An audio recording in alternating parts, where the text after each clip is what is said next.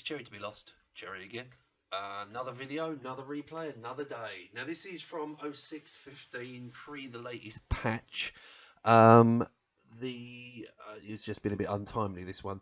Ship is Chung Mu, which is the tier 9 Pan-Asian. This is one of the first 2 or 3 games I played in this ship. I can't remember if it was the first or second. It was in those lines. Chung Mu, tier 9, Pan-Asian. Map is mountain range. Matchmaking is pretty much as you expect. 9s and 10s with a very small sprinkling of 8s. Enemy team has 2 radar ships, the Moscow and the Chapayev. We assume the Chapayev's got radar. In a division with Azrael in his Shimakaze and Den Hedning in his Kurfürst. I personally prefer playing the Chung Mu against tier 10s, so I'm happy to take it in with tier 10s because basically it's a better Fletcher. The torpedoes on this thing are 10.5k. They have a 0.8 kilometer detection range. The speed of the torpedoes is very good. If I can work out how to find it, I think it's 68 knots or 67, something like that. So nice and fast, nice and stealthy. Don't give a huge amount of warning when they appear. Deep water, so no torpedo destroyers. Does make it a little bit hairy when it comes to contesting caps with torpedo-equipped destroyers. Enemy team has a Yu-Yang, which has got deep waters, the Fletcher, which has not, and the Akazuki that has not. The only hope I have here is that the Yu-Yang comes here and we can just play an out-and-out gunfight. Current idea is grab the A-cap and then defend against the rush of battleships coming from the other end. There's a Yamato and a Kurfürst coming in. They are basically the prey of the Chung Mu. I love these names of these Pan-Asians. Yu-Yang, Chung Mu. It's like a Chinese takeaway menu.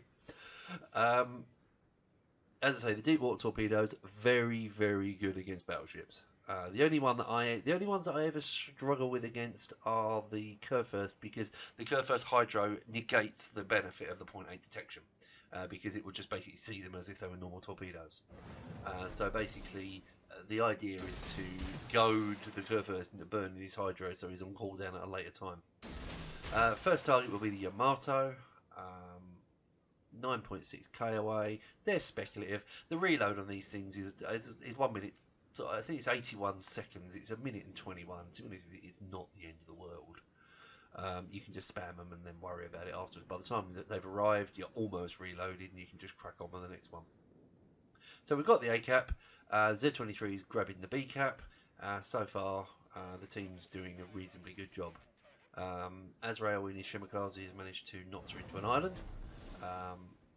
Probably not a good idea in front of all those ships. Just hope he doesn't fire his guns. Den is doing the support in line. He's got Des Moines, Missouri and a Minotaur with him, so that's a nice pack. The only worry I've got here, or the only complaint about the team, is that the guys that were over to the right have come towards the left, so it has kind of left the right flank wide open, and bless him, there's a Minotaur over there all on his own, and there's no way on this planet any of us are going to go over there to get over there to support him. So, to be honest with you, I don't see that Minotaur having a hugely influential part of the game. So we've already got one torpedo hit on the Yamato for 13,000. We've got the cap. Was that a whole cap or a shared cap? That was a whole cap, so that's going to be great for experience. We've got a little gaggle of battleships up there. Bismarck, Kurfürst and Yamato with a Minotaur in support. The enemy Fletcher is looking quite dangerous over there, actually. I'm going to just carry on playing around with these battleships. There's a Bismarck there, which, well, to be honest with you, 90% of Bismarck players are as bad as Tirpitz players. So, you know, the hope is that that bugger will stay going in a straight line and eats at least one of those torpedoes. Fletcher is up. Yes, I had the gun range, but look, I'm well within secondary range of that Bismarck if he's got a secondary build, so I'm not going to light myself up. Like the Fletcher, I tend to play this thing more of a torpedo boat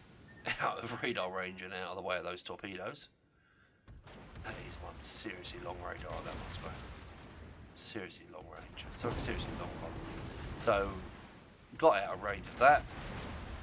Got unspotted. Still got most of my health. Oh, skill-wise on these things, the advice is to take the additional hit points. It makes a huge difference when it comes to gunboating. More torps in on the Montana. That was another 2 hits, 2 floods. Knocks us up to 104,000 damage. Is he flooding? No, he's repaired it. So we need some more torpedoes. As you can see, the torpedo reload is such that by the time his cooldown's off, the next torps are out. So we'll have another go at the Montana.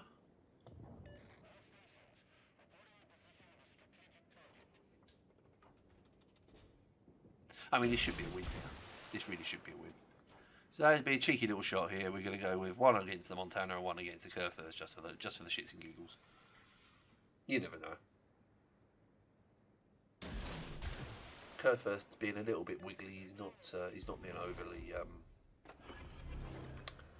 cooperative. We do like battleships that go in straight lines, but straight line battleships are just perfect.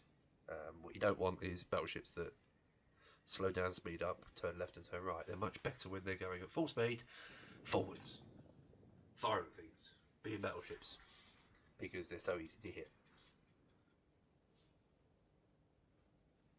Got this issue with the binoculars again. There you go, got rid of it. I'll be back in a little while. It just does it every now and again. Bug on the replays. So we've missed the torps on the Montana. Moskva is now shitting a brick because there was torpedoes incoming. Saying that, for point 8 detection, he probably didn't see them. Decided to go for the last cap. May as well just get the best XP out of this. And the Kurfürst is coming over this way anyway, so it seemed pointless not to take the C cap. This has been a reasonably good game actually for the team. So yes, views on the Pan-Asians. Just try them, you'll love them. There's no downside to them. You just have to learn the whole can't torpedo destroyers. That's the only thing that's any different about them, is you can't torpedo destroyers. They do monster damage to battleships. They do monster damage to cruisers. They're highly stealthy. There's nothing. This is absolutely nothing wrong with them. Does worry me a little bit though, in as much as we had all the nerfs on the Japanese torpedoes with the visibility nerfs and stuff like that, and then Wargaming decided to do the whole let's go with Pan-Asian deep waters and go back to the stealthy torpedo again, which I don't know, it just defeats the object a little bit, I think. You know, surely give the Shimikazes and that back their torpedoes as they used to be. Torpedoes over on the Kurfürst. Yeah, I did fire a slightly more random spread there, so hopefully we'll pick up 1. And we do. 1 and a flood and dead. 2 and a flood. 2 and 2 floods. You know what I said about battleships going in straight lines? Yeah.